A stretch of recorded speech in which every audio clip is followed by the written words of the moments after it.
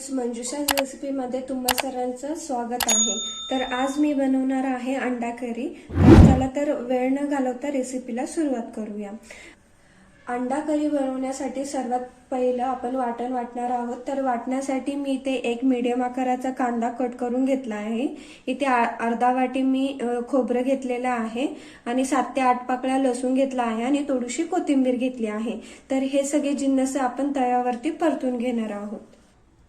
तर मी सर्वात पहिला आता कांदा परतून घेतला। कांद्याला लाल रंग येईपर्यंत आपल्याला परतून घ्यायचा आहे। कांद्याला एकदम मस्त रंग येईपर्यंत परतायचा आहे। एकदम डार्क रंगावरती कांदा परतून घेणार आहे मी।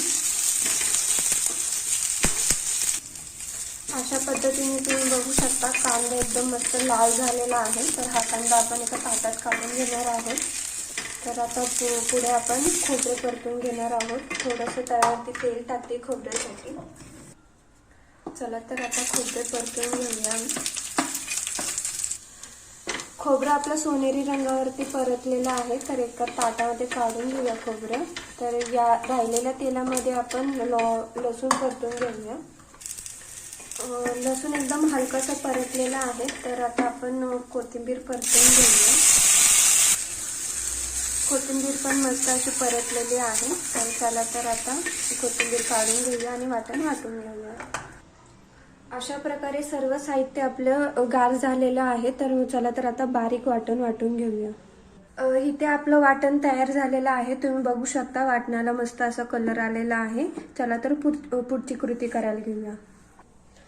इथे तुम्ही बघू शकता मी 3 अंडी उकडून घेतलेले आहेत। तर यामध्ये आपण 4 ते 5 असे बारीक चिरा पाडून घेणार आहोत। यामुळे काय होतं भाजीमध्ये म्हणजे अंड्यामध्ये मसाला व्यवस्थित मिक्स होतो। मी कढईमध्ये आता तेल गरम करून घेतलं आहे। यामध्ये आपण अंडी घालून घेऊया आणि अंड्यावरती आपण लाल तिखट आणि थोडंसं हळद घालून व्यवस्थित परतून घेऊया।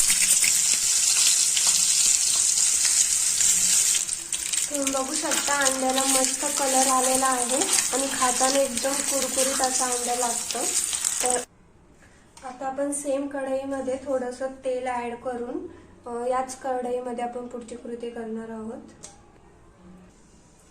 आता तेल तापलेलं आहे। याच्यामध्ये अर्धा चमचा जिरे आणि अर्धा चमचा मोहरी टाकून घेऊया आणि जिरे मोहरी फुटला की यामध्ये आपण आता वाटण घालून घेऊया।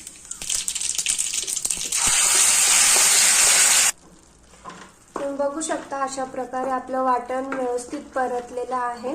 तर यामध्ये आता आपण सुके मसाले घालून घेऊयात। अर्धा चमच हळद टाकलाय। 2 चमच इथे मी लाल तिखट टाकते। लाल तिखट तुम्ही तुमच्या आवडीनुसार टाकू शकता। तर इथे टाकतेय। सुके मसाले आपण वाटणमध्ये मिक्स करून घेऊया व्यवस्थित। मसाले व्यवस्थित परतले यामध्ये थोडंसं पाणी घालून घेते। त्यामुळे मसाल्याला व्यवस्थित असं तेल सुटेल। ते बघू शकता वाटणाला मस्त असं तेल सुटलेलं आहे। आपण आता पाणी घालून घेऊया। ग्रेव्ही तुमच्या आवडीप्रमाणे तुम्ही करू शकता, म्हणजे यामध्ये कमी जास्त करू शकता पाणी। यामध्ये आता आपण चवीनुसार मीठ घालून घेऊया आणि वरनं अंडी घालून घेऊया।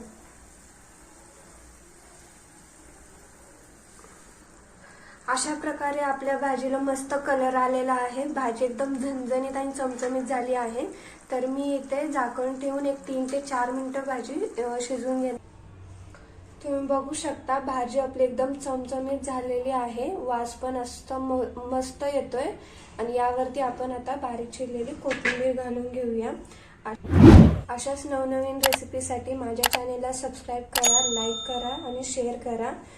पुन्हा भेटूया अशाच झटपट रेसिपीमध्ये। तोपर्यंत धन्यवाद।